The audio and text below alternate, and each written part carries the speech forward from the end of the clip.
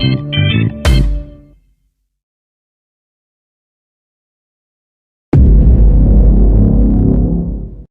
ini diawali oleh seorang pemuda bernama Bear yang mencoba berlatih menyatakan cinta ke gebetannya.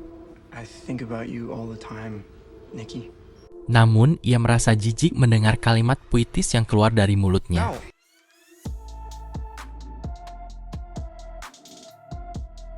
Melihat hal itu, sohibnya yang bernama Ian memintanya agar lebih natural dalam menyampaikan perasaannya.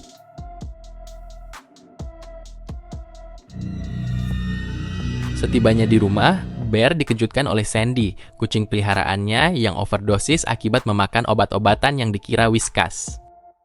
Bear sendiri pun bingung, bagaimana bisa obat-obatan yang telah kadaluarsa itu bisa berceceran di atas lantai. Obat tersebut milik mendiang neneknya yang sudah lama meninggal. Lantas Bear menempatkannya kembali ke kotak obat.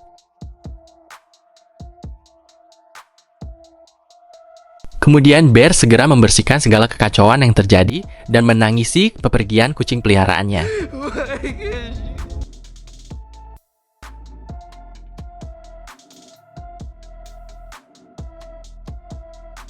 Saat sibuk stalking, Bear dikagetkan dengan panggilan telepon dari Nikki, cewek yang sudah lama jadi incarannya. Seketika Bear merasa sedih mendengar bahwa Nikki akan resign dari pekerjaannya. Menyadari waktunya semakin singkat untuk menyatakan perasaan, Bear memutuskan untuk mempercepatnya. Singkat cerita, Bear mengunjungi toko barang antik guna membeli kado untuk Nikki. Di tengah kebingungannya, seketika pandangannya tertuju pada sebuah kotak berjudul One Wish Willow. Sebuah barang yang katanya bisa mengabulkan sebuah keinginan dengan cara mematahkannya. Sebelumnya, Bear sudah diingatkan oleh sang penjaga toko untuk lebih berhati-hati dalam menggunakannya. Namun, Bear hanya menganggapnya sebagai trik marketing untuk menakut-nakutinya saja. Tanpa banyak omong, langsung saja Bear memutuskan untuk membelinya. Di dalam bar, mereka mengobrol dan bersulang minuman.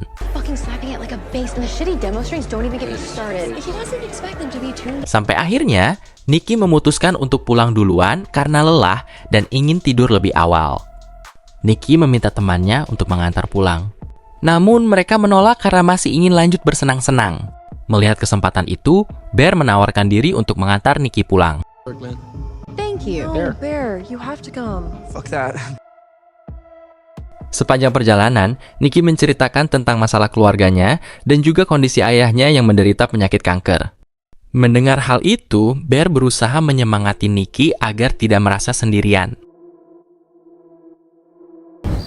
Suasana rumah Nikki cukup tenang dan sepi. Tidak ada orang di rumah.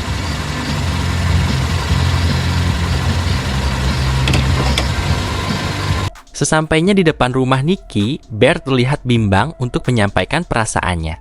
Melihat tingkah aneh Bear, tanpa basa-basi, Nikki pun langsung bertanya. Do you like me? What? Because if you do, now's the time to tell me. Namun, entah gengsi atau memang bodoh. Si Bear malah menjawab kalau Nikki hanyalah teman terbaiknya. I think we're good friends. Good. Good night.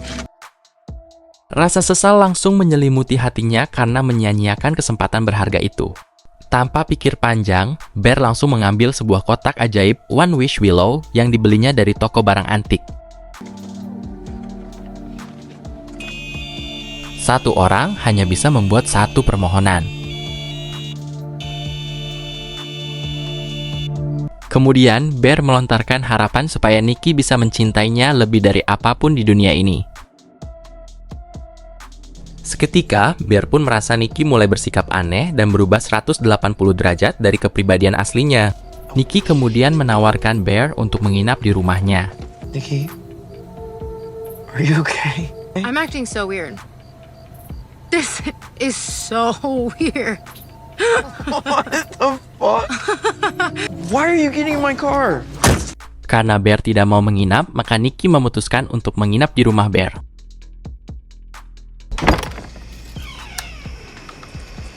Sesampainya di rumah Bear, Nikki pun diantar untuk istirahat di kamarnya. Tak lama, Bear dibuat heran dengan permintaan Nikki yang memintanya untuk tidur bareng. Meski bingung, tetapi Bear merasa senang dan langsung mengiyakan permintaannya.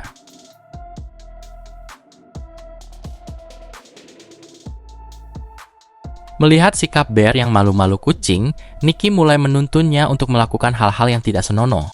Namun, entah apa yang merasukinya, Nikki mulai tersadar dengan apa yang ia lakukan. What the fuck? What the fuck was I don't that? know. I'm sorry. I'm sorry. No, Nikki. What the fuck was I don't that? know. Can we sleep?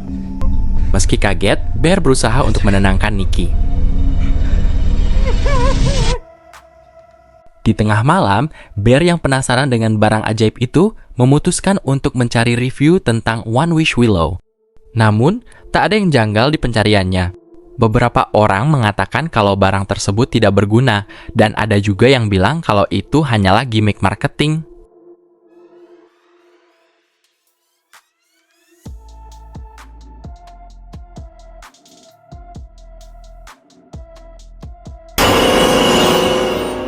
Nikki yang terbangun pun langsung mengajak Bear untuk kembali tidur. Keesokan harinya, Bear merasa terpukau dengan sarapan yang telah disiapkan Nikki.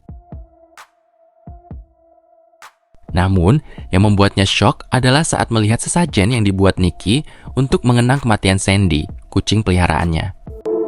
Melihat Bear yang tak nyaman, Nikki pun meminta maaf karena hal ini justru membuatnya bersedih. Singkat cerita, Bear menceritakan kejadian semalam kepada Ian. Bear merasa aneh dengan sikap Nikki yang mulai menunjukkan ketertarikan dan juga obsesi terhadap dirinya. Mendengar hal itu, Ian justru senang karena akhirnya keinginan sohibnya mulai terwujud. Namun, Ian menduga jika perilaku Nikki terjadi akibat konsumsi obat terlarang.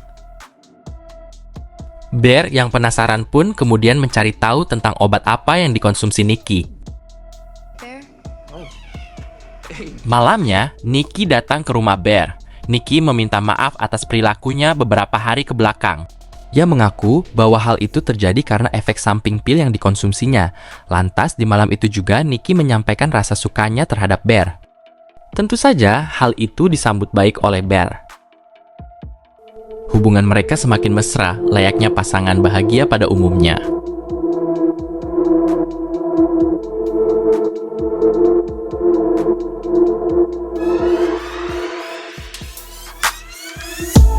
Malam itu, Nikki dan Bear mengobrol sambil makan malam romantis. Namun, telepon dari Ian mengganggu momen mereka. Bear pun mengangkatnya dan dibuat bingung ketika Ian memberitahunya bahwa selama ini Nikki berbohong tentang ayahnya yang sakit. Beliau sehat, bahkan aktif bekerja. Kecewa dengan hal itu, Bear kembali ke meja makan dengan perasaan yang campur aduk. Kemudian, Bear menanyakan perihal ayah Nikki. Namun, hal itu membuat Nikki marah dan berteriak histeris. No. What? No. Don't do that! I thought we were having a nice day! We are. Tak mau membuat pengunjung lain terganggu, Bear langsung saja menenangkannya. Malamnya, mereka kembali bercumbu mesra. Bear dibuat merinding dengan perilaku aneh Nikki yang mengawasinya dari sudut tembok.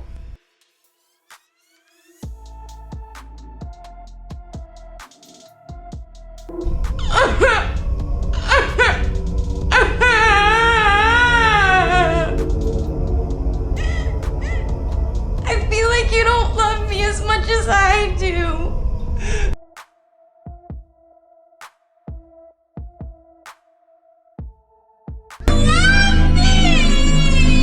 Nikki, where are you?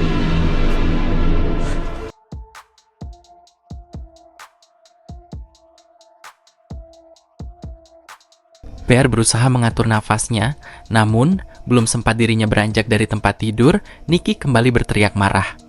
Stay! Mau tak mau, Bear bertahan dalam pelukan Nikki. Di dalam kamar mandi, Bear menyadari bahwa Nikki telah memotong rambutnya. Namun tak lama kemudian, keduanya kembali mengobrol mesra. Bear meminta agar Nikki tidak melakukan hal-hal gila lagi dan Nikki pun menyetujuinya. Baru saja membuat kesepakatan, Bear dibuat melongo melihat pintu rumahnya disegel rapat oleh Nikki, seolah tak diizinkan untuk keluar rumah.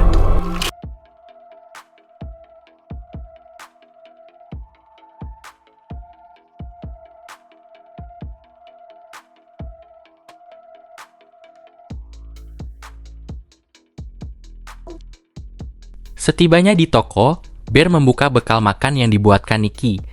Isinya sandwich dan beberapa foto dirinya bersama Nikki. Di sana, Bear mengobrol panjang bersama Sarah. Sampai akhirnya, Sarah bertanya tentang catatan yang terselip di bekal Bear. Muka Bear berubah pucat ketika menyadari bahwa isian daging yang ia makan adalah daging kucing.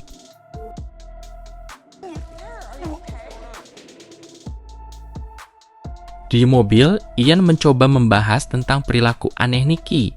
Namun, Bear berkali-kali menyangkalnya. Sampai akhirnya, Bear marah ketika Ian mulai menuduhnya memanfaatkan situasi Nikki yang sedang tidak baik-baik saja. Setelah mengantar Ian pulang, Bear tanpa sengaja menemukan kotak bekas One Wish Willow di mobilnya yang telah ia gunakan. Dihubunginya nomor pengaduan yang tertera di sana. Mendengar penjelasan seseorang di seberang telepon, Bear mulai panik dan meminta agar permohonannya dibatalkan. Namun orang itu mengatakan bahwa kutukan pada Nikki akan otomatis menghilang ketika Bear meninggal. Kemudian, panggilan dialihkan kepada sosok asli Nikki yang menjerit kesakitan. Who is that? Nikki. Do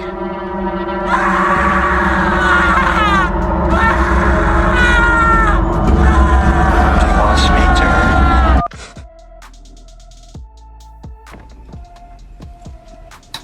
Oh, shit! Saat membuka pintu, Bear dikejutkan dengan keberadaan Nikki yang menunggunya tepat di depan pintu. Penampilannya sangat menjijikan dan menakutkan. Menyadari hal itu, Nikki segera membersihkan diri ke kamar mandi. Ketika Bear meminta izin untuk pergi sendirian ke pesta milik Ian, Nikki marah besar. Ian said it was a boys' night. So I think maybe I'll just go.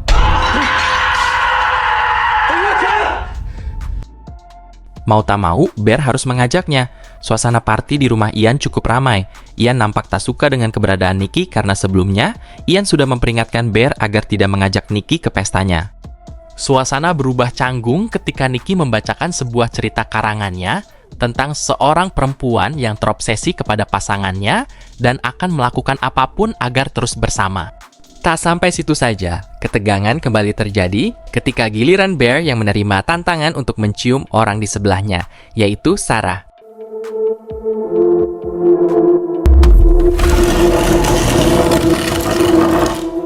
Nikki kemudian menarik kursi Sarah dan memposisikan dirinya di sebelah Bear untuk dicium. Sumpah serapah keluar dari mulut Nikki. Semua orang di ruangan itu akan mati. Tiba-tiba, kesadaran Nikki mulai kembali.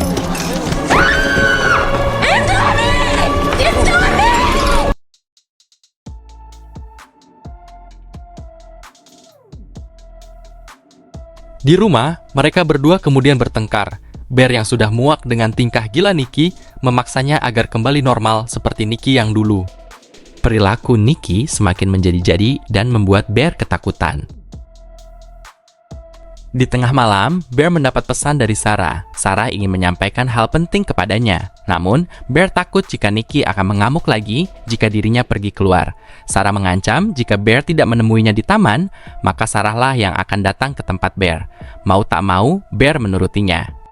Saat diam-diam keluar, tiba-tiba Nikki yang asli meminta Bear untuk tidak membangunkan dirinya yang lain.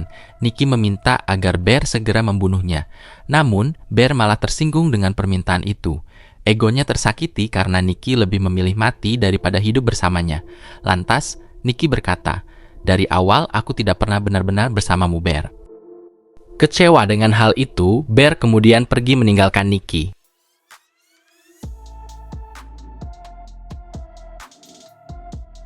Di dalam mobil, Sarah mengungkapkan bahwa Ian dan Nikki memiliki hubungan. Itu sebabnya, Ian khawatir jika Nikki memacari Bear hanya untuk balas dendam.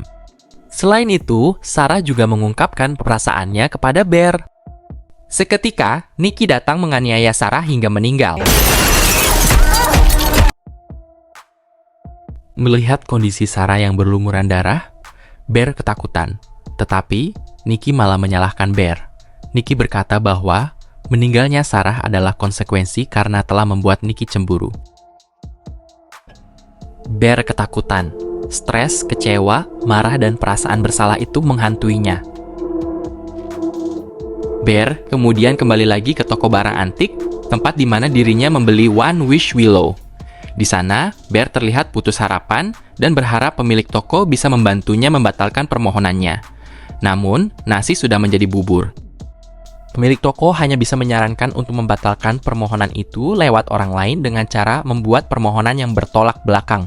Saran terburuknya adalah Bear harus bunuh diri agar kutukan itu hilang.